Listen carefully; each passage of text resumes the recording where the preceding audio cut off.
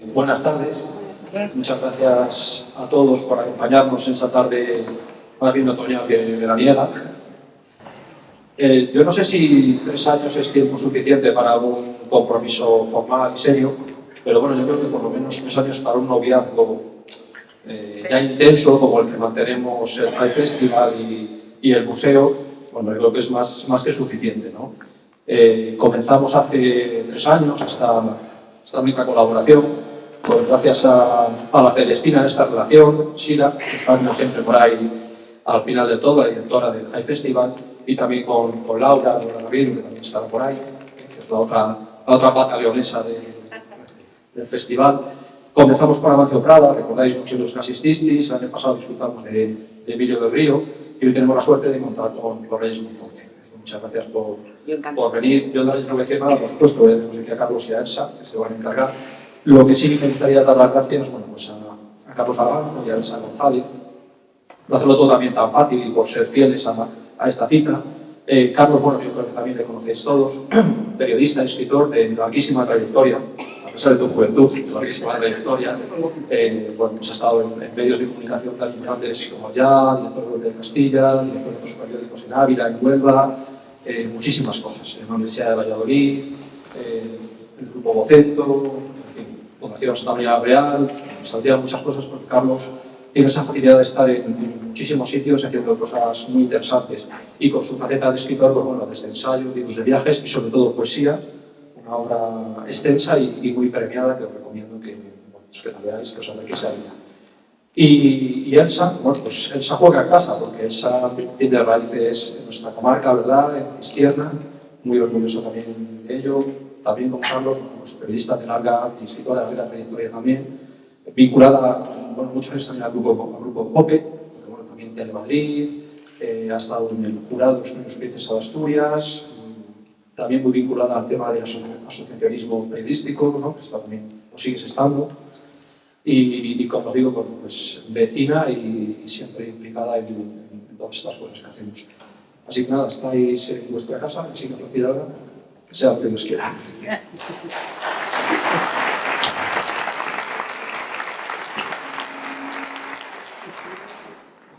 Que Dios reparta suerte. ¿Qué se dice? A ver, igual que desde el público. ¿Se oye? No. No. No hay como ser violinista. Bueno, muchas gracias, Roberto. Efectivamente son 3 años de intenso noviazgo. Los proyectos que pasan del tercer año se consolidan. El 90% se caen antes del tercer año. Así que sin ninguna duda estaremos aquí el año que viene con algún otro invitado de la categoría y del tronío y del gusto de Reyes, de Amancio o de Emilio del Río, que tuvimos el año pasado. Bueno, hoy damos estar en esta mesa con 2 compañeras violinistas, voy a decirlo así, porque vamos a hablar del libro La violinista roja, y una de las claves de este libro es que el término violinista es para las personas que trabajaban y transmitían por radio en la Guerra Fría, los espías, y trabajaban en la radio. Y aquí, solo cuando escuchemos sus voces, podríamos cerrar los ojos y podemos escuchar a los grandes profesionales de la radio. Bueno, la voz de Elsa, yo no sé cómo decir, es radio con patas, es algo maravilloso. 2 compañeras de los medios de comunicación, escritoras también, y hoy vamos a empezar un poco hablando del último libro de Reyes Monforte, La violinista roja, que bueno, es una historia. Luego vamos a hablar de periodismo, vamos a hablar también de literatura, vamos a hablar de literatura femenina y periodismo de mujeres también, y luego vamos a hablar con todos ustedes de lo que ustedes quieran. Pero vamos a empezar hablando de este último libro, que resulta ser el penúltimo, si no el antepenúltimo de Reyes, pero el último publicado, de La violinista roja, que es una historia absolutamente fascinante. Ella siempre hace sus libros, los centra en historias reales, y esta historia real es de una de las mayores espías de la historia de la humanidad, una mujer que llegó a ser coronel de la KGB, que mantuvo un sistema de espionaje absoluto para Rusia en toda América española. Y bueno, y fascinante. Yo le voy a dejar a Elsa, que empiece ella preguntándole lo que quiera sobre la novela, que la tenemos aquí con nosotros, para que nos vayamos acercando un poco a este personaje que ella retrata de una manera magistral, y no solo el personaje, porque lo verdaderamente interesante de este libro es la época que la retrata. Quizás sea para mí el mejor trabajo de Reyes, el trabajo quizá mejor escrito también, porque decir una virtud que cada novela va escribiendo la mejor, y esta realmente es una novela extraordinaria, y el personaje, por si fuera poco, merece la pena. Yo creo que ella ha alucinado con el personaje buscándolo y nosotros lo alucinamos leyéndolo. Elsa, te dejo la palabra para que preguntes lo que quieras. Bueno, aunque el crítico, desde luego, literario es Carlos y también escritor, pero como Trofana es un libro que se devora por la intriga, el misterio, cualquier espía, pero además porque está francamente bien escrito y construido.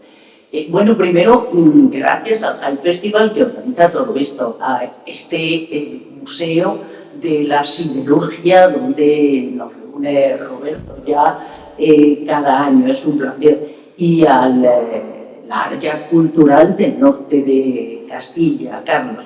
Así que bueno, con todos esos ingredientes, es un placer ver siempre esta sala llena. Esta zona, desde luego, es cultural, intelectual, qué gusto.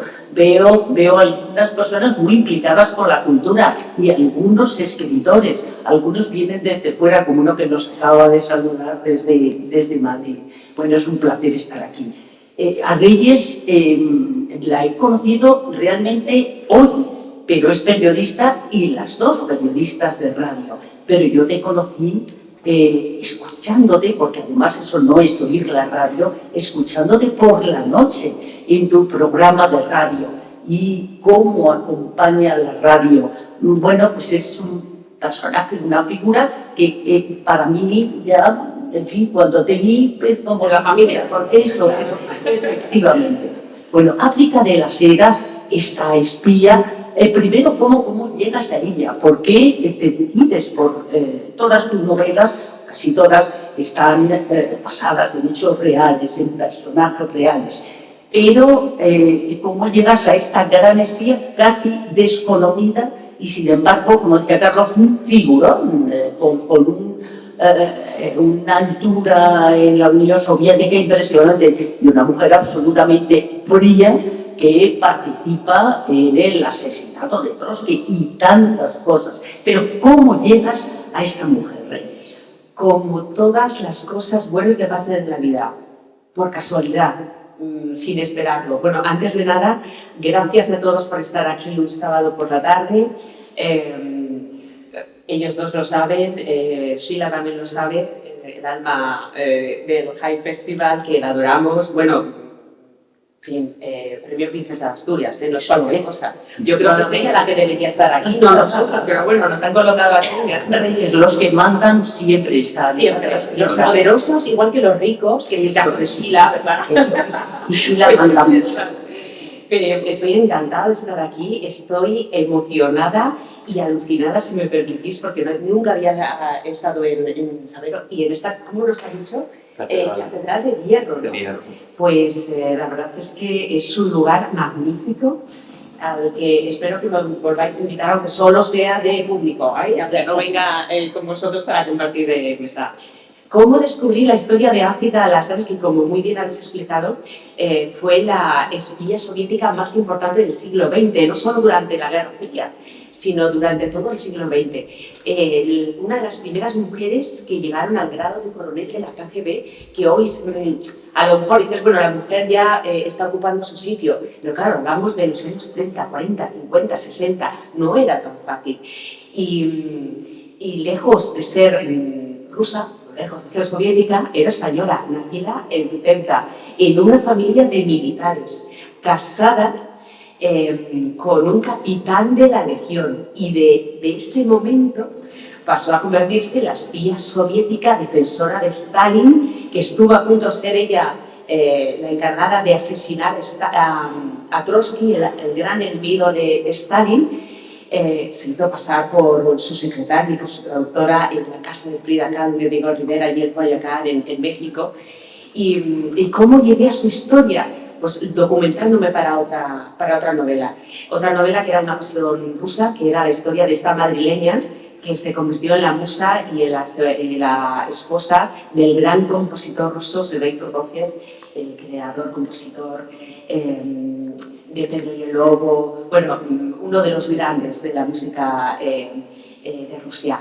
Y salió el nombre de África de las Heras en ese proceso de documentación.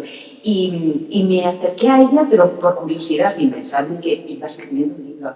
Y empecé a conocer una historia de película, de novela. Yo iba leyendo y decía, bueno, esto es imposible, esto es mentira, esto se lo han inventado, esto... Hoy que vamos a hablar de la ficción y la novela, que es verdad y que es mentira, yo cada cosa que leía de África de las Heras era más increíble, era más de película, era más de novela. ¿Cómo es posible que una española tan desconocida, porque empezamos a conocer cosas de África de las Heras, de lo que realmente fue en el mundo del espionaje, 8 o 9 años después de su muerte, que se publicó, creo que fue en Cambio 16, en la revista Cambio 16, el primer reportaje de una grandísima desconocida española llamada África de las Heras, que fue la mayor espía soviética del siglo XX. Y estuvo en todos los fregados esta mujer. Estuvo actuando como correo en la llamada Revolución de Asturias. Estuvo de interrogadora de una de las checas más crueles en la Guerra Civil Española en Barcelona. Allí fue tratada por los servicios secretos de Stalin. Fue enviada a la Casa Azul de Frida Kahlo y de Diego Rivera en México, en Coyoacán, para hacerse pasar por secretaria y doctora de Trotsky. Intimó con él. Fue ella la que descubrió la historia, por iba a decir la historia de amor, no. Iba a decir una ordinaria. Sí, una historia, una apasionada, vamos a decirlo, una apasionada entre Trotsky y Frida Kahlo, que es cuando Frida Kahlo le regaló ese retrato autorretrato que se hizo Frida Kahlo para regalárselo a Trotsky. Después de ahí, después de conseguir que Ramón Mercader, el asesino de Trotsky y gran amor de África de las Heras, que fue el gran amor de África de las Heras, truncado, pero gran amor, truncado porque, claro, Ramón Mercader fue detenido. Es verdad que asesinó a Trotsky, Trotsky tardó unas horas en morir, porque murió al día siguiente, pero él fue preso por la policía mexicana y encerrado 20 años en una cárcel de México. Y de ahí nuestra África de las Heras, bueno, digo nuestra porque es española, no por otra cosa, salta a la Segunda Guerra Mundial. Y de ahí viene el título de la novela, por eso nos decía Carlos que nosotros éramos violinistas. Ella era una de las violinistas rojas más importantes. ¿Por qué era violinista roja? Yo creo que África de las Heras lo único que no hizo en su vida fue tocar el violín. Lo demás lo hizo absolutamente todo. Se la llamaba violinista roja porque a las operadoras de radio soviéticas que recorrían distancias kilométricas durante todo el día, podían, yo qué sé, caminar 10, 20, 30, hasta 40 kilómetros diarios, y ellos iban con su pequeña aparato de radio.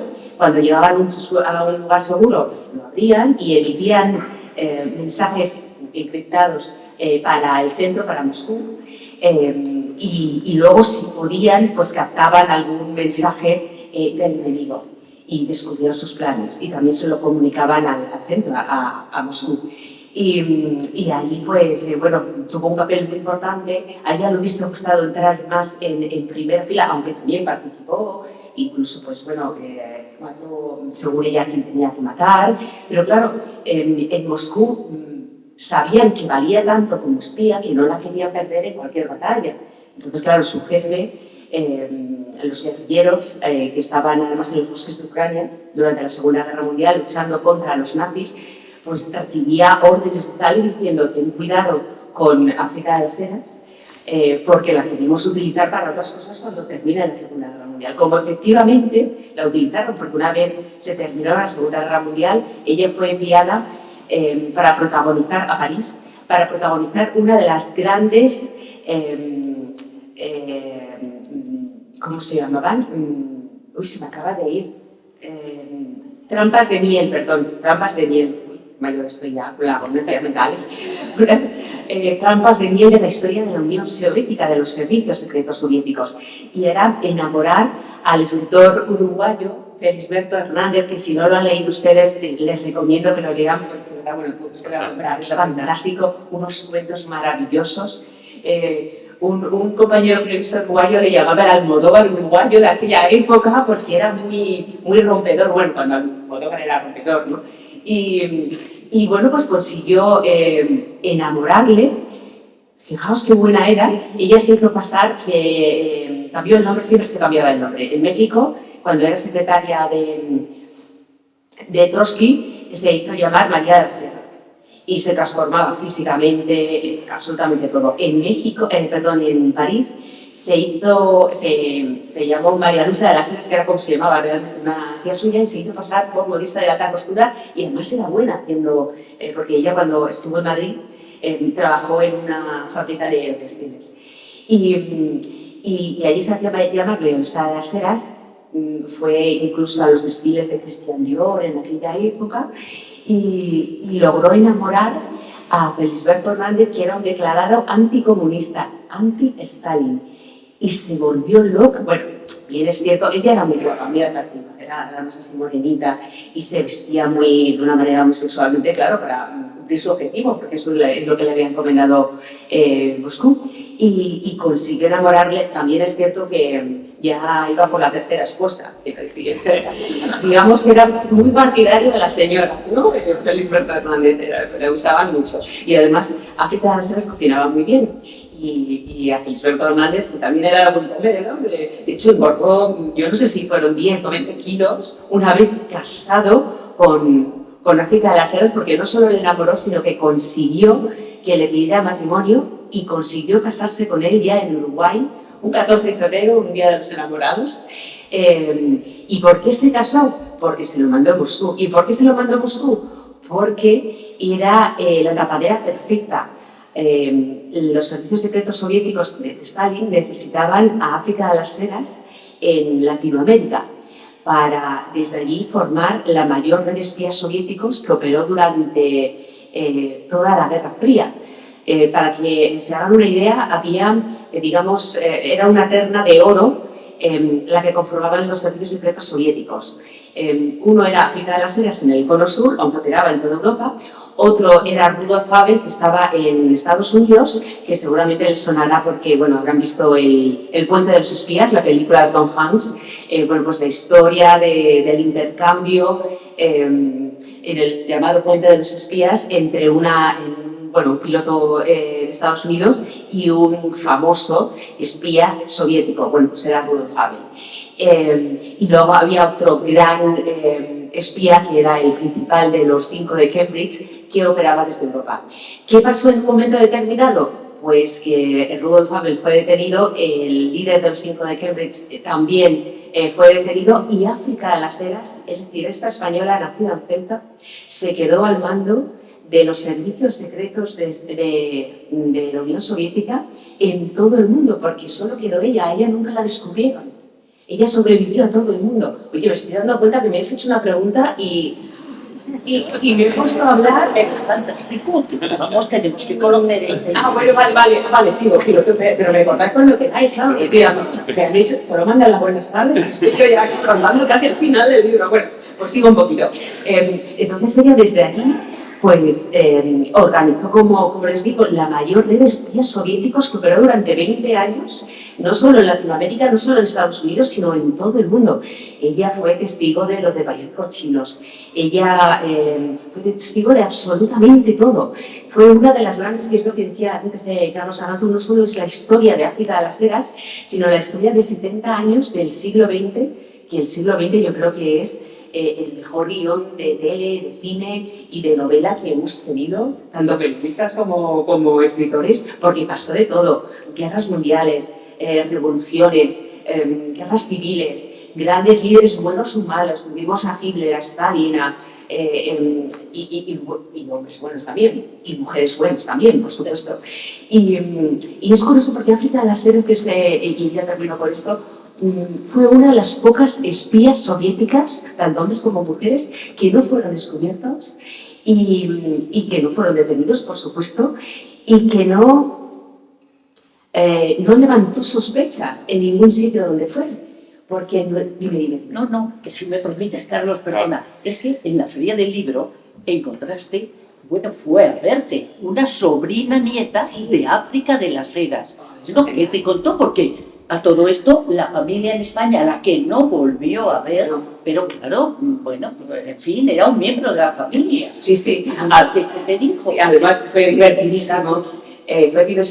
Pues fíjate, fui a comprar el libro porque ella decía, además recuerdo que estaba filmando y me viene una señora muy bien arreglada, muy guapa, una señora ya con sus años, pero guapísima, guapísima, maquillada, peinada, el pelo, bueno, de verdad que era para enmarcarla. Entonces me viene, tenía dificultad para andar, pero venía con el tacataca, es decir, que realmente quiso ir.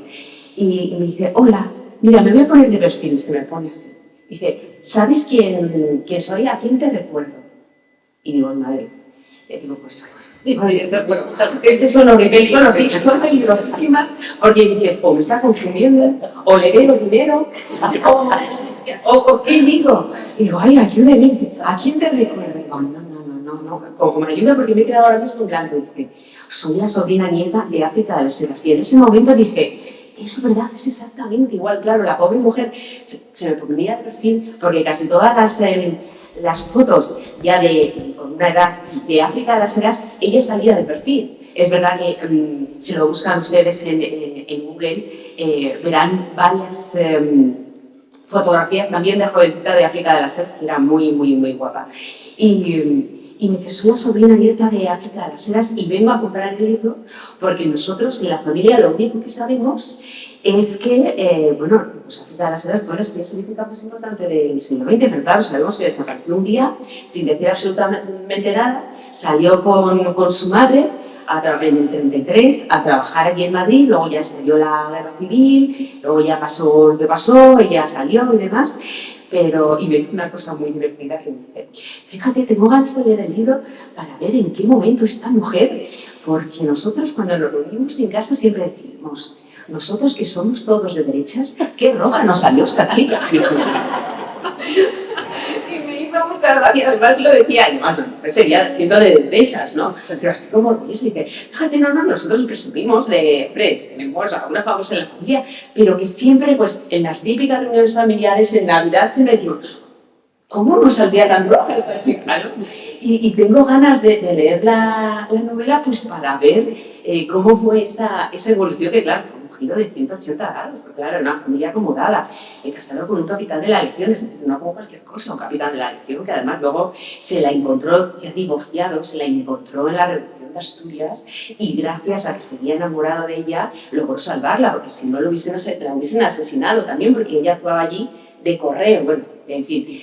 Y me hizo mucha gracia, además la sobrina de mi nieta me decía, fíjate que la embajada, que seguían sin gustar mucho, como decía ella, los rojos. Decía, me han llamado la embajada de Rusia porque quieren hacer un homenaje a mi tía. Y yo le he dicho, que no quiero ir allí. Era una mujer muy divertida y a mí me recordaba mucho porque tenía mucho encanto. Y yo creo que África de las Heras, claro, para conseguir todo lo que ser seductora. Era muy seductora, pero no solo en el tema emocional, en el tema sentimental, en el tema físico. Era seductora con hombres y con mujeres. Bueno, a Frida Kahlo la traía loca. Es más, el otro día me dijo un lector que en un documental daban a entender que entre Frida Kahlo y África de las Heras, cuando era María de la Sierra, la traductora y secretaria de Trotsky, hubo incluso una relación también sentimental. Vamos, que Frida Kahlo no perdió el tiempo. Bueno, en su vida no perdió el tiempo nunca, pero ahí tampoco. Y fíjate, yo de África de las Heras no me extrañaría nada, porque es verdad que, como ella decía, yo si me tengo que encamar con un hombre o con una mujer para sacar la información, lo hago, y lo hizo. Y sacó mucha información pues gracias a esas trampas de miel, no solo ella, tenemos desde Matahari, bueno, el famoso James Bond, que vale, sí, muy bien, es una ficción que está basado en un hecho real, lógicamente en un espía real, pero que eso también lo hacía. Pero en un hombre se tolera y en una mujer es mucho más difícil. Es como sí. Pero es increíble porque lo que comentaba, que África de las Heras sobrevivió incluso a sus jefes. a sus superiores, porque todos, casi todos, la gran mayoría, un 90% cayeron en desgracia, porque casi todos, al final de sus días, pusieron en duda un poco la manera de actuar de los servicios secretos soviéticos. Incluso el propio Ramón Mercader, hay un capítulo final que es una conversación, está ficcionada, pero está documentada históricamente.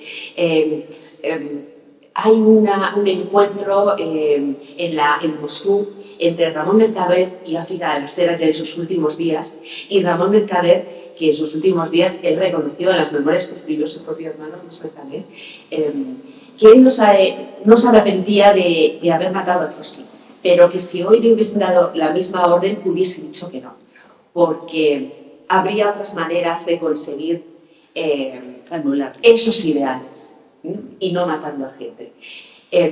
Y es verdad que casi todos los espías soviéticos se arrepintieron de muchas de las cosas que hicieron y no compartieron las líneas maestras que dibujó la mano de Stalin. Y sin embargo, África de las Heras jamás puso en duda ninguna orden. De hecho, África de las Heras, cuando... No voy a hacer ningún spoiler, porque eso se sabe además, pero después de divorciarse de Felisberto Hernández, porque ya no le servía, ya consiguió los papeles, ya se podía ella mover libremente por toda Latinoamérica, conseguir papeles y conseguir, bueno, que es también muy divertido, ¿no? Cómo conseguía las identidades y los nombres, los pasaportes, todo eso, es muy de película. En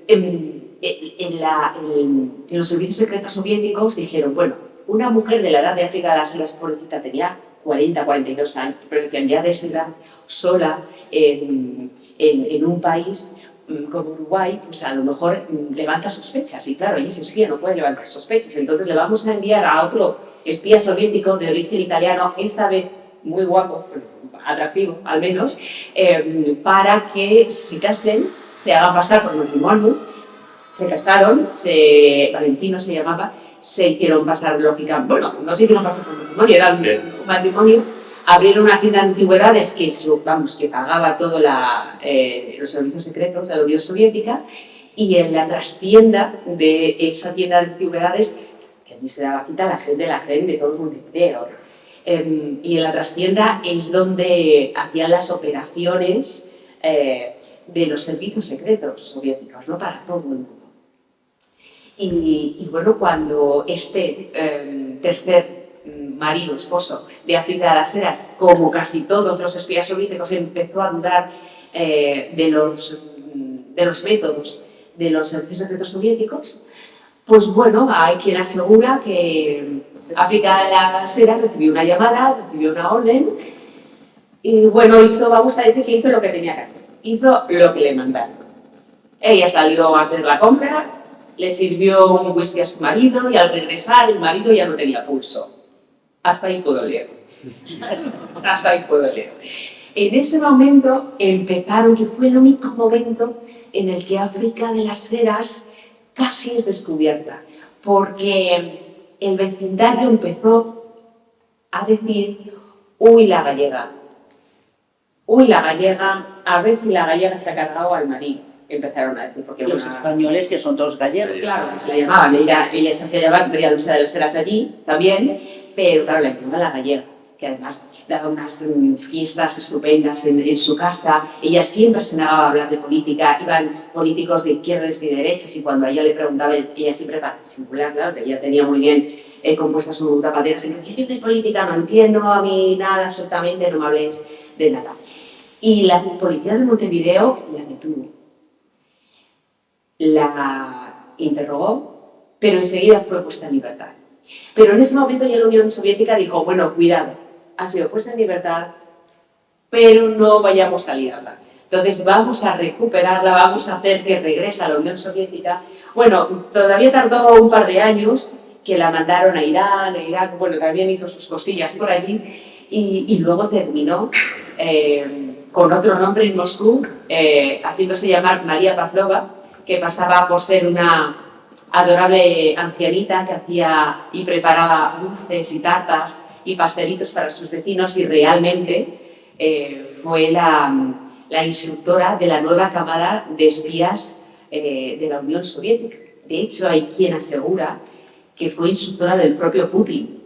Pero claro, cualquiera confirma esto. A ver quién llama a Putin. Oiga, que llama para confirmar. No parece para la No, algo aprendió el hombre, algo aprendió. Pero fíjate, terminó de instructora de la nueva camada de espías soviéticos. Y terminó, ella murió el Día Internacional de la Mujer, un 8 de marzo de 1988, es decir, unos meses antes de la caída del muro de Berlín y unos meses antes de la disolución de la Unión Soviética. África siempre tenía una frase y siempre decía a sus alumnos, el buen espía sí que sabe cuándo aparecer en escena, pero sobre todo cuándo abandonar esa escena. Y ella supo cuándo aparecer en la escena no solo de los espías, del espionaje, sino también en la escena de la vida, en su propio escenario vital. Porque se fue o murió unos meses antes de ver que todo por lo que había luchado, asesinado, renunciado incluso a la memoria de su hijo muerto, porque ella tuvo un hijo con el capitán de la Legión que falleció a edad muy temprana y que muchos aseguran que eso fue lo que realmente la quebró a ella. Dijo, necesito cambiar de vida, mi vida se ha caído, también murió su padre, murió su tío, que fue alcalde de Ceuta, fue uno de los directores de varios periódicos de Ceuta, El Faro y demás, y ella quería mucho a su tío y fue asesinado al principio de la Guerra Civil Española. Y entonces muchos creen que esos 3 acontecimientos fue lo que realmente hizo que al llegar a Madrid se puso también en contacto con, bueno, en la pensión donde vivía con su madre, claro, la orilla de la pensión, su hermano era miembro del Partido Socialista y miembro de la UGT, del sector banca. Entonces, bueno, también tuvo una historia de amor con él, porque tampoco era un poco como Frida Kahlo, tampoco desaprovechaba nada. Oye, hacía bien, decía, aquí hemos venido a sufrir, pues mientras tanto, vamos a darnos una alegría al cuerpo. Y fue un poco el que le abrió también el corazón y la mente a la lucha obrera. Y la verdad es que yo hubiese pensado África de las Heras si hubiese visto que todo por lo que había traicionado, luchado, asesinado, que todo por lo que había renunciado a formar una familia, al gran amor de su vida, como un mercader, a la memoria, como os decía, de su hijo muerto, pues de repente se cae una baja. Una azucarilla. Exactamente. ¿Qué hubiese pasado? Hubiese protestado, si hubiese puesto al servicio de la nueva Rusia, bueno, sería curioso, ¿no? Y me da mucha rabia, y lo vais a entender, porque África murió en 1988, es decir, no hace tanto tiempo. La podemos haber entrevistado. Bueno, no hubiese dicho nada a esta mujer, o nos hubiese dado una entrevista y nos hubiese tenido que matar. La famosa frase de te lo puedo contar, pero luego te voy a tener que matar, realmente es cierta.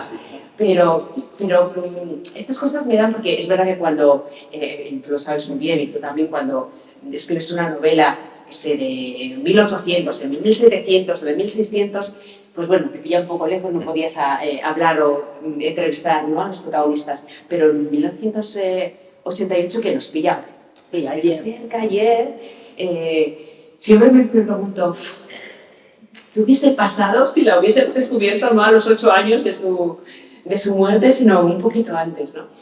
No sé, Carlos, si tú quieres formular, porque yo tengo muchas. Mi pregunta está relacionada con lo que estás diciendo y es un poco la respuesta a lo que estás diciendo.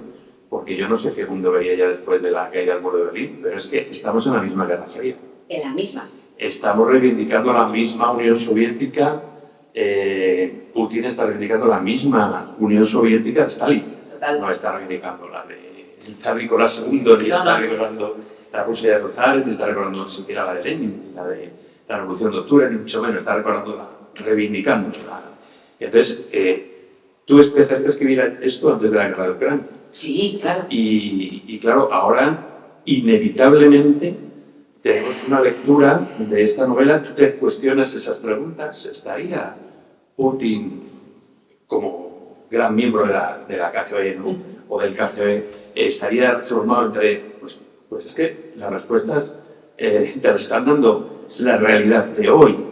Entonces, mi pregunta es, ¿cómo vas tú viendo en la realidad hoy del día a día todas esas preguntas que se formulan en el libro, que parece que quedan en algún lado de un telón de acero que cae, pero es que de repente se vuelve a levantar el telón.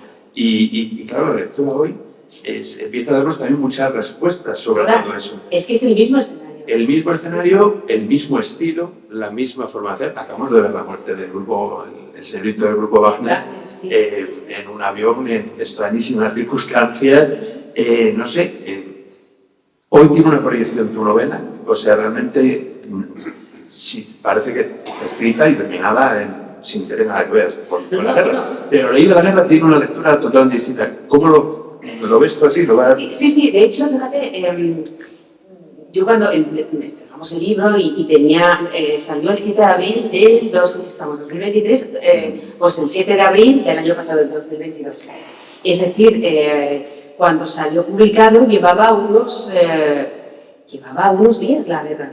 Entonces, claro, nosotros sí que lo hicimos coincidir con el 30 aniversario de la disolución de la Unión Soviética. Lo que no nos imaginábamos es que Rusia iba a invadir Ucrania de la misma manera que lo hizo durante la Segunda Guerra Mundial. Y además, en el mismo territorio por donde se movió África de las Heras y bueno, el ejército soviético, el ejército ese se llamaban los vencedores, donde estaba África de las Heras, que además estaba conformado por muchos soldados españoles, la mayoría republicanos, ¿no? Con José Bros, bueno, muchísimos. Y la verdad es que son muchos los lectores que me dicen, pero es que estoy leyendo esto, pero esto es lo mismo que está pasando ahora y además en el mismo territorio, porque es verdad que la Unión Soviética o Rusia siempre ha estado obsesionado con Ucrania, pero desde hace siglos. Entonces, pero Ucrania no deja de ser... Bueno, es que no deja de ser una parte clave. Exactamente. La mano de la Unión Soviética. Sí. Fíjate, ellos trabajas casi siempre, Reyes Monforte, con personajes reales que ficcionas. Y me voy, bueno, Burka por amor, basada en hechos real. Amor cruel, la valenciana, encarcelada en Estados Unidos porque no cedió la patria potestad de su hija. La rosa escondida, un inmigrante de Bosnia, la infiel, el yihadismo y también personaje, el beso de arena, la saharaui. Bueno, tienes ahí memoria de la banda del duelo y demás, bueno, postales del campo de concentración y ya llegamos a la violinista roja y creo que me dejo una por ahí en el camino. Pero bueno, siempre con personajes fundamentalmente reales que ficcionas y nuestro tema o ficción y realidad en la novela. Los arqueólogos trabajan con la historia, pero con los huesos de un ser humano. Tú trabajas con una historia que ficcionas, pero con personajes reales, que al final eso es muy delicado, sumamente sensible. ¿Qué haces? ¿Cómo los tratas? Porque hay hechos que son incuestionables, pero tú los edulcoras, en fin, recreas conversaciones. ¿Cómo tratas a ese personaje, a cada personaje real, al fin y al cabo, que lo llevas a la ficción? Bueno, mira, yo como decía el grandísimo escritor uruguayo Juan Carlos Onetti, que no sé si estoy de acuerdo, pero él decía que la literatura es mentir bien la realidad. Y es verdad.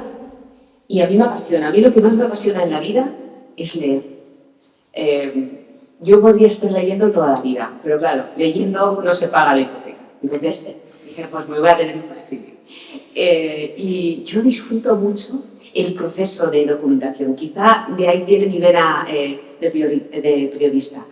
Y me documento muchísimo. Mis escritores me dicen, te documentas en exceso, aunque yo, bueno, lo intento. La verdad es que La violinista roja es verdad que tiene una carga documental más fuerte a lo mejor que, por ejemplo, Postales del Este, pero bueno, porque es normal, Postales del Este transcurre el 90% de la novela en el campo de concentración de Auschwitz y aquí, claro, son 70 años del siglo XX, entonces, y moviéndose por Europa, por América, entonces, claro, necesitaba más documentación. Pero yo disfruto muchísimo el proceso de documentación. Entonces yo, por ejemplo, disfruto también mucho los diálogos. O sea, esos diálogos entre, por ejemplo, aquí, entre África y Trotsky, entre África y Frida Kahlo, o África y Ramón Mercader, África y los grandes y famosísimos espías, tanto americanos como soviéticos. Ese momento que tuvo África de las Heras en un hotel de Barcelona durante la Guerra Civil con Hemingway y con Orwell. Es que eso es un regalo. Entonces, ¿qué hago yo? Documentarme mucho tanto de la historia de África, como es más secreta, porque todo, aunque vaya, por mucho que vaya, bueno, ahora no puedes ir a Moscú, pero por mucho que antes ibas a Moscú a pedir información sobre África de las Heras, no te la daban porque era una espía normal. Y lo que te dejaban ver estaba todo lleno de tachones, ¿no? Pero claro, por ejemplo, de Frida Kahlo hay tanto, de la Guerra Fría hay tanto, de los espías hay tanto, de Trotsky, qué sé yo, de Orwell, o sea, esas memorias suyas y esos libros suyos, hay tanto publicado que yo me vuelvo loca, pero en un buen sentido, acudiendo a una documentación y a otra, y de ahí, por eso yo digo que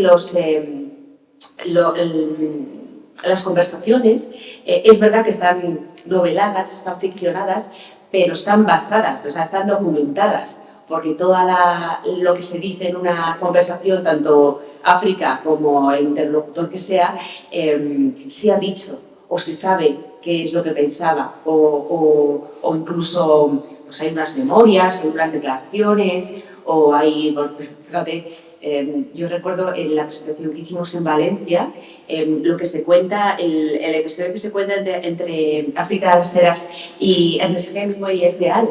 Hemingway, claro, murió mucho en la Guerra Civil Española y fue llevado por los soviéticos cuando estaban, porque claro, yo no sabía que los soviéticos habían tenido una presencia tan importante durante la Guerra Civil Española, sobre todo en la parte de Cataluña, sobre todo Barcelona y también Valencia. Y tenían un campo de entrenamiento, que lo llamaban así, campo de entrenamiento, en Benimàmet, en una localidad valenciana, y allí que llevaron a Hemingway para enseñarle cómo pues enseñaban las técnicas de disparo, de lucha, y Hemingway como todo. Bueno, le volvía loco todo eso, ¿no? Y África de las Heras fue un poco la que la llevó, la acompañó, claro, el jefe de África de las Heras, que era pues uno de los espías más importantes de la Unión Soviética, pues decían, pues vamos a llevar además a África porque es guapísima, sabe camelarse todo el mundo, Hemingway, que tampoco le gustaban las mujeres, ¿verdad? Pues el pobre sufrió mucho. Fíjate, precisamente en ese ambiente del Mediterráneo y de la incursión rusa, es donde John Dos Passos se desengaña muchísimo. Que sale en la novela además, sí, claro, que a mí me ha gustado encontrármelo ahí, porque es otra historia, no sé. De todas maneras, yo no sé. El desencanto. Eso es. ¿Y qué pensáis? Si todavía se ha desvelado suficientemente la historia, los crímenes de Stalin. Yo creo que la Unión queda muchísimo. Yo creo que no sabemos ni, no sé qué digo, un 20, un 30%, y además yo creo que nunca lo sabremos. Mira, el libro que te dejaba era Una pasión rusa, que era la historia de la española que se terminaba ya casando con Sergei Prokofiev, y que como ella quería que Prokofiev no solo trabajara para Stalin, sino que trabajara para todo el mundo, hiciera música y no política, Stalin decidió meterla en un campo de concentración ruso, en un gulag. Entonces, ese libro, yo conozco, bueno, historias que no conocía. Hay una carretera de 2 kilómetros en la Unión Soviética que no está hecha, se llama la carretera de los huesos. No está hecha con alquitrán. Está, es que me da, mira, se me pone la carne gallina. Está hecha con las vísceras, los huesos y los restos humanos de los que morían en los gulags, que como llegó un momento que ya no había ni sitio ni querían llevar un registro de los muertos, decidían pues hacer como una especie de hormigón para hacer la carretera de los muertos. Hay muchos rusos que utilizan a diario esa carretera y no saben que esa carretera está hecha es un cementerio humano. Y hay muchos rusos que lo saben y no quieren saber. Dicen, bueno, pasamos. Es decir, hay muchas cosas, porque es verdad que de los campos de concentración de los nazis sabemos mucho. ¿Por qué? Porque entraron tanto los británicos como los estadounidenses con cámaras de vídeo. Lo grabaron todo, lo filmaron todo, y los rusos, y lo filmaron todo. Pero los rusos dijeron, vamos a cerrar los gulags, algunos, porque otros siguen abiertos, acondicionados, como dicen ellos, pusieron un silencio, un velo, y de ahí nadie, absolutamente nadie dijo nada, nadie quiere decir nada, nadie, los escritores, algunos rusos, cuando ya pudieron salir de Rusia, pues contaron un poco que los crímenes de guerra de Stalin no tenían nada que envidiar a los crímenes de guerra de Hitler, que ni los campos de concentración, ni las barbaridades que hicieron unos y otros. Es más, Stalin hizo más barbaridades porque vivió durante más tiempo.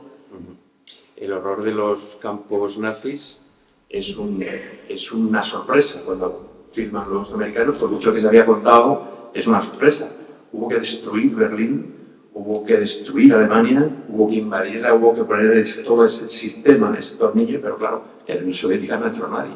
Nadie. Con lo cual, en Rusia no entró nadie, con lo cual solo podemos saber la verdad de lo que se filtre, ¿no? Por eso la respuesta es no lo sabemos y no lo sabremos, a no ser que hubiera un cambio político mundial, que no parece que vayan las cosas por ahí, ¿no? Realmente es una de las cosas que no sabemos nunca. O sea, no podemos saber la dimensión, porque el otro sí se ha podido medir, pero claro, todavía se estaba negando como gran parte del mundo que existían los campos de concentración en 1945. Bueno, y hoy en día existe una corriente negacionista hasta que no se vio, sí, porque fue un país ocupado por completo y intentado. Yo te iba a hacer una última pregunta, si te parece, para que luego hablemos de otras cosas, que tiene que ver con el estudio que a mí me gusta mucho de tus libros. En todos ellos el amor es muy importante. Nos humaniza muchísimo la historia. Por eso no es novela histórica de datos, dices tú. Yo creo que es sencillo esconder los datos o que no se noten mucho, porque lo que al final estamos contando son historias de amor. Sí. Esas son universales. Yo sí creo que el amor mueve el mundo, para bien o para mal. Hasta hace muy poco lo hacía así. Sí, ahora yo creo que ya está proscrito y ya no tiene efecto. Bueno. Yo sigo confiando. Hay que hacer pocos años. La verdad es que las grandes locuras, buenas y malas, en el mundo se han hecho por amor. Bueno, Sí. mi pregunta es, ese personaje del amor más raro de todos los que tienes, porque todos buscan por amor, el sufrimiento de un personaje, el femenino que sufre, la infiel tiene sus historias, su pareja, vaya las partes del este son también historias de amor de mujeres que sufren. Aquí tenemos por primera vez una mujer que convierte el amor en un arma poderosísima, en una mujer glamurosa, una mujer que utiliza que para más de mí, ese amor rompe un poco con tus personajes femeninos maravillosos, digamos, ¿no? Sí. Y es porque por mucho que nos queramos pintar a esta mujer fascinante, era una auténtica... Bueno, era una espía, claro. Es que era una espía, fría, has utilizado tú la palabra, frío es poco. Frío es poco, sí. O sea, frío es poco, el calculador es poco.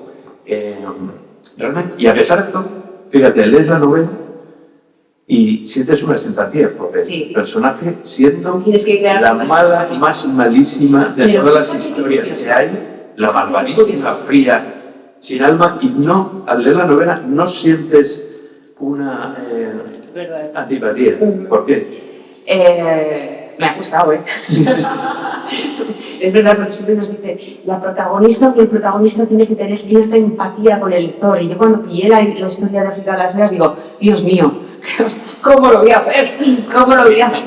Hombre, por ejemplo, en la Segunda Guerra Mundial lo tenía un poco fácil, porque claro, como luchaba contra los nazis, todo esos asesinatos o todo, bueno, que, a ver, tampoco mató a tantos, esto lo pongo entre comillas, para lo que podía haber matado, no mató a tantos, pero mira, es curioso, es verdad que es la más rompedora con el resto de protagonistas de mis otras novelas, pero ¿tú sabes por qué? Porque tuvo poder. Y no estamos acostumbrados, hablo sobre todo en novela histórica, a ver mujeres con poder. Últimamente ya sí. Pero en cuanto es seguro que si es un hombre, decimos, bueno, si es frío, es calculador, bueno, es James Bond, qué guapo, qué majo, qué todo. Pues África de las Heras no hizo nada que no hiciera James Bond, no hizo nada que no hiciera Rudolf Abel, no hizo nada que no hicieran los principales espías, pero ya no rusos, o sea, ya no soviéticos, sino españoles, italianos, estadounidenses, del Mossad, es decir, pero era una mujer y bueno, también porque ella misma decía, mi condición de mujer es mi mejor de esta, porque ¿quién va a desconfiar de una traductora, de una secretaria de Trotsky? ¿Quién va a desconfiar de una amable anciana que hace pastelitos para sus vecinos? ¿Quién va a desconfiar de una modista de alta costura que prepara tortillas de patata para el gran escritor uruguayo Felisberto Hernández? ¿Quién va a desconfiar de la dueña de una tienda de antigüedades en Montevideo? O de una, como otras espías, sobre todo las británicas, que se hacían pasar por dueñas de una librería y realmente era una espía británica.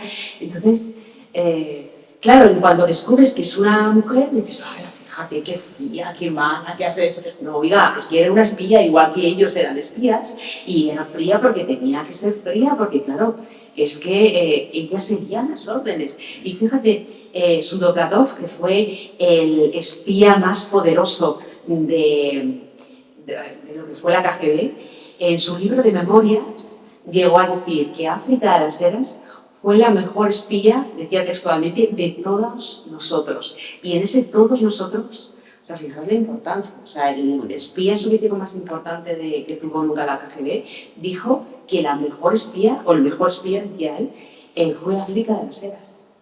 Por cómo se comportó, por cómo supo poner siempre por encima los ideales. Estemos de acuerdo o no con los ideales de África de las Heras, ella defendía esos ideales. Sus ideales eran la revolución de la Unión Soviética, era Stalin, como le llegó a decir Ramón Mercader. Es que, bueno, yo al menos, Ramón Mercader al menos conocí a Stalin. La madre de Ramón Mercader, que tiene un spin-off, o sea, tiene una novela de Caridad Mercader, de la nobleza catalana, se hizo espía soviético y luego vivía como una noble en Moscú, y a Mercader y a todos sus hijos, y además recibía, bueno, cuando Ramón Mercader estaba encarcelado en la cárcel de México, ella se presentaba en el Kremlin y le decía a Stalin, mi hijo es un mártir de la Unión Soviética y yo quiero vivir en un piso de 3 habitaciones, con agua caliente, con calefacción, y quiero que me envíes botellas de vino, y se lo mandaban. Y digo, pero, y esta, bueno, era incluso mandaba, esto lo vemos mucho en Downton Abbey, pero mandaba porque claro, ella era muy revolucionaria, muy de la Unión Soviética, pero tenía gente a su servicio y les mandaba que por favor le planchara todos los días el periódico. Y llevaba medias de seda que en aquel entonces era, en fin, era imposible. Entonces dices, por eso, bueno, de Caridad Mercader hay un novelón, que yo no sé si algún día me animaré, pero es que es un novelón que me va a quedar casi, más que novela histórica, me va a quedar comedia, porque había unas contradicciones. Pero mire, hay muy pocos escritores que vivan de sus libros y menos escritoras que vivan de sus libros. Y no muchos en España, más en el mundo anglosajón. Y Reyes Monforte vive de sus libros. Solo de un Coca-Cola se vendieron más de 500 000 de ejemplares. ¿1,5 millones? Ah, 1,5 millones. Bueno. ¡No me quites! 50 ediciones. 62 ediciones, perdonad, pero es que cuesta. Sí, es O sea, más. Era 52, 62, bueno, se sigue vendiendo. Fíjate, hace 16 años ya que se publicó, porque mayo somos, que se publicó Un Burka por Amor, que realmente no es que sea una historia de amor, es una historia donde yo, empezando por mí, muchos descubrimos cuál fue la situación y cuál sigue siendo, por desgracia, la situación de las mujeres en Afganistán, o sea, que no podían salir solas. O sea, lo del burka por amor no es porque fuera una historia de amor, que no es por amor. Es que el marido obliga a María a ponerse un burka, pero para que no la maten, porque allí salir sin burka, esto sucedía hace 20 años, pero con la llegada de los talibanes hace un año, volvió, la mujer que sale sin compañía de un hombre o sin el burka puesto puede ser asesinada por cualquiera que se lo cruce por la calle, y de ahí venía el título. Pues tú, pero vives de la literatura. Sí. Y no vuelves al periodismo, está claro, ¿no? Bueno, hombre, mientras sí pueda. ¿Me puedes contar qué estás escribiendo y qué representa el libro? Y la nueva novela sale en febrero. Es una novela que os va a encantar. Ay, es que no me dejan hablar de ella porque me pegan. Pero por contrato no puedo hablar, ¿no? Pero bueno, va a estar muy de actualidad. Transcurre en Venecia, en plena Belle Époque, y es una historia que dio muchísimo que hablar. Pero va a ser un descubrimiento casi a la altura de África del Sur. Pero me lo he pasado muy bien escribiendo esta novela. Pero en febrero, en marzo saldrá. Sí, estoy con unas ganas, pero no puedo decir nada, no puedo decir nada. Como se nos ha acabado el tiempo, pues quedan 5 minutos y que hace alguien una pregunta. Sí, y como has puesto el acento, si se puede vivir de la literatura, y has dicho que algunos hombres o algunas mujeres no, yo os voy a contradecir. Y os voy a decir que hay más mujeres que viven de la literatura que hombres. Actualmente, Sí, hay más lectoras. porque las lectoras son un 80%, ¿no? Sí. Y de hecho, tú coges la lista de los libros más vendidos, de los que se leen, Son mujeres. siempre Son lectoras mujeres, mujeres lectoras además. Entonces, vamos a cerrar con esta pregunta que os voy a preguntar a las dos como mujeres. Luego tú sí que me dices algo del periodismo, pero puesto que ella es la grandísima representante de todos los periodistas y lo sigue siendo, y del momento que vive en la profesión del periodismo y las mujeres, no está bueno. Pero sí quisiera que me hicieras esta reflexión de dos cosas. El momento en el que está viviendo ahora mismo el libro, es decir, que nos está permitiendo que muchas personas, algunas personas en España, vivan sus derechos por primera vez, a pesar de que el libro, según muchos, está muerto, el libro en papel, me estoy refiriendo. Dijo Bill Gates que en el año 2000 no habría ningún libro en papel. Esta lumbrera maravillosa, el año 2000. Estamos en el 23 y creo que este año ha habido un 8% sobre el anterior, que fue un 15% sobre el anterior. Y en la pandemia, además, en la pandemia, vendiendo los libros. Y de estos libros, las mujeres, me gustaría que nos dijerais si escribís esta realidad, porque las cifras dicen eso. Pero luego a ver qué realidad hay. Hombre, la verdad es que, y espero que continúe así, y además que continúe creciendo, por el bien de todos, es que la literatura sigue vendiendo, la gente sigue vendiendo, ojalá leyera más, ¿no? Pero hay un mercado editorial muy rico. Yo personalmente creo que incluso se publican libros en exceso, porque no te da tiempo. O sea, a lo mejor, y claro, y por esa razón pero muchas se veces... publican porque se ven. Si no, no los publicaría. No, pero no me refiero a... sí, es verdad, pero hay muchísimos libros que son muy buenos, pero claro, salen con grandes títulos que se pierden y tal. Claro. Es verdad que ahora estamos más en el fenómeno del bestseller y ya no hay tanto long seller. Por ejemplo, Burka por Amor sí que es un long seller, porque lleva 16 años vendiéndose. Pero es verdad que ahora, por ejemplo, a mí la editorial me ha dicho, oye, en vez de publicar cada 2 años, vas a tener que publicar cada año y 3 meses, porque claro, es que se vende, la gente solicita más, lo leen rápido, quieren más historias, y lo que a mí sí que me gustaría decir, que ya sé que se te ha escapado, pero no hay literatura femenina y literatura masculina, por favor. Hay literatura buena y literatura mala. No hay literatura... Es que esto... Sí, claro. Me enfado con pocas cosas, pero es que... igual que hay periodismo hecho por buenos periodistas o por malos periodistas, que también los hay. No por hombres o mujeres. Fíjate, a mí en Latinoamérica, yo me llamo Reyes. Y en Latinoamérica Reyes es... Bueno, aquí también, ¿no? Pero Reyes es sobre todo apellido y también se llaman muchos señores Reyes. Entonces en Latinoamérica, cuando no se publica en la foto, algunas veces creen que es un hombre quien escribe. O sea, no saben si es un hombre o una mujer. Y yo muchas veces he dicho a mis editores, ¿y por qué ponemos fotos? Porque, hombre, a ver, si te llamas María o si te llamas... Juan Carlos, pues es más difícil, pero nombres así que son un poquito ambiguos, da que pensar. Y yo creo que, por ejemplo, es verdad que yo, el próximo libro ya es el 10º, los 10 libros, sus protagonistas principales son mujeres, pero no es libro para mujeres, ni libro de mujeres, ni libro protagonizados por mujeres, no, porque África de las Heras está acompañada por muchos hombres y también por muchas mujeres. Es decir, que no pongamos etiquetas, yo incluso soy contraria a etiquetas de novela histórica, novela negra, novela buena o novela mala, periodismo bueno, periodismo mala, pan bueno o pan malo, quiero decir, no pan hecho por hombres o por mujeres, da lo mismo, ¿no? Y yo creo que esto es importante. Sí, pero fíjate, Reyes, yo creo que también se publica mucho, pero en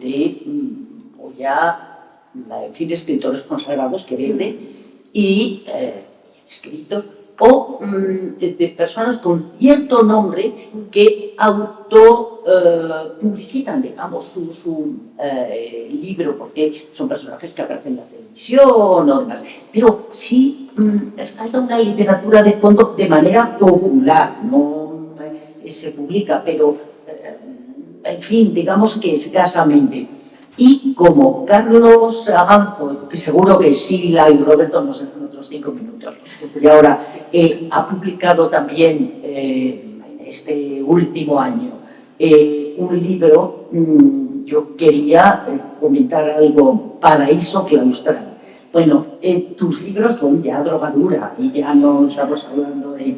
Pero quería comentarles, de pronto un día estoy leyendo el periódico y me encuentro por internet, y veo la columna de Anson que titulaba, traigo aquí, Carlos Aganzo en la línea de cabeza de la poesía de vanguardia. ¡Qué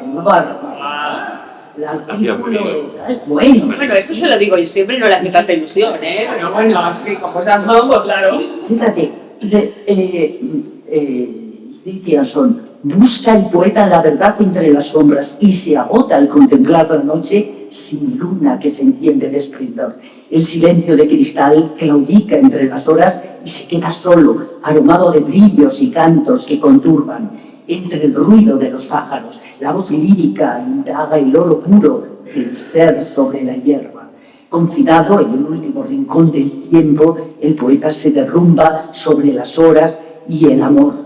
En su libro Paraíso Claustral conversan Bernardo de Claraval, en cuya celda suenan las campanas, y sí con tú, el poeta chino que se bate en el jardín oculto de la dinastía Tang. Bueno, la verdad es que es un placer el artículo, la crítica literaria de Anson y tu libro también. Y no quería dejar al final, que es una mesa en la que estamos hablando de literatura. No, esto es el de Machado, ¿no? ¿O no? ¿Es distinto? Bueno, es que el de Machado... Este es una reflexión. Tiene que leer el de Machado, que es, bueno, es que es una maravilla. Además, nos regala Sila, sí, seguro que sí, ¿verdad que sí, Sila? Nos regala 5 minutitos más.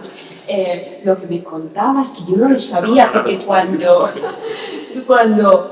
sí, pero es que en nuestra alma de periodista, pues, es que al final, es que la cabra tira al monte, hasta el final. En el libro de Machado, que es una auténtica delicia, además está editado de una manera maravillosa, cuentas la anécdota, porque, bueno, esta charla, digamos, era un poco novela, era novela y ficción, ¿no? Cuentas la historia de una foto de Machado, la pasionaria, y Santiago Carrillo. Y Santiago Carrillo. Y tú hablas, incluso, bueno, ficciones un poco sobre esa fotografía que tú sabes que existía, pero que no habéis tenido ocasión de verla. Y cuando me traía desde el tren a Febrero, me decía, han descubierto la foto y la he podido ver. Y Sí. eso fue un momento. La foto de el famoso momento en el que Machado lee el poema de Lorca, se le vio caminar entre fusiles. Esta es un acto de Juventudes Socialistas en Valencia, en la Casa de la Cultura, y cuenta las crónicas de los periódicos que tiene a la izquierda o a la derecha a Dolores Ibarburu y al otro lado a Santiago Carrillo, y está leyendo ese poema emocionante de la muerte de Federico García Lorca. Yo la ficciono en el libro, pero ahora en el archivo de Salamanca, el director de la casa del Museo de Machado ha encontrado la foto real entre los procesados por pertenecer a las Juventudes Socialistas, como ese es un archivo donde están todos los que durante el franquismo pertenecieron a UGT o a comisiones o a los sindicatos o a...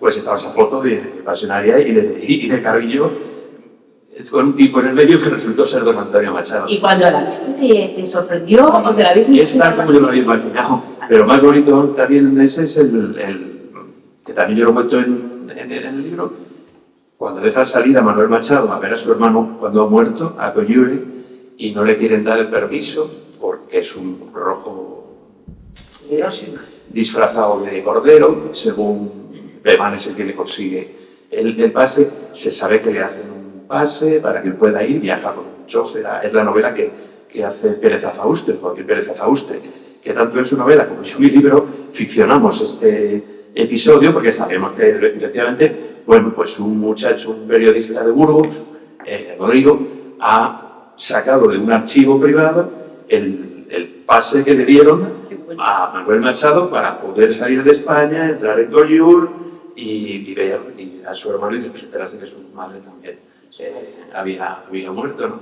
Es decir, que cuando estamos hablando de la realidad de la ficción y te documentas, pues muchas veces imaginas cómo son las cosas y luego, milagro, aparece en un archivo ilustrado eso, ¿no? Últimamente la ficción supera la realidad, Sí. no, la realidad supera La realidad supera. Sí, nos estamos quedando cortos en la ficción, la verdad. Gracias por salir del trono. Pero bueno, vamos a ver unos 5 minutillos así para acabar, por si quieren hacerles alguna pregunta a Elsa o a Reyes. bueno, tenemos unos minutitos para hablar si tienen ustedes alguna pregunta. No, sí, ya lo hemos contado todo. ¿Alguna curiosidad? Bueno, pues si no... Bueno, ¿me dejas contarme una cosa? Así para terminar, y a ver si ya se anima a preguntar algo. Cuando decía que África de las Sedas terminó siendo instructora de la nueva Cámara de Estudios Soviéticos y que Putin fue uno de sus alumnos, algunos aseguran que la prueba de esto fue que hace un par de años Putin emitió una serie de sellos en conmemoración y en homenaje a África de las Sedas. Y es un sello donde se ve la imagen de África de las Sedas en color rojo, que era el color favorito, lógicamente, de África de las Sedas, porque ella es verdad que nació en España, en Ceuta, pero se consideraba de la Unión Soviética. De hecho, en cuanto pudo, no solo aprendió ruso, sino que se sacó la nacionalidad soviética. Y si tienen curiosidad, lo pueden buscar en serio. Sí, yo creo que del 2020 o 2019, por ahí fue el sello. Y se veía África, pues ya de un poco de mayor, digamos, porque es verdad que la Unión Soviética era mirada a poner a sus grandes espías, aunque luego los matasen, porque sabían demasiado, a todos, excepto a África de las Sedas, eran mirados a hacerles un sello de homenaje. Y bueno. Pues venga, esos polvos, perdón, vienen estos locos que estamos viviendo ahora mismo. Muchas gracias a todos, muchas gracias a las dos y continuamos con este vídeo de 3 años con Sabero. Seguimos adelante. Muchas gracias.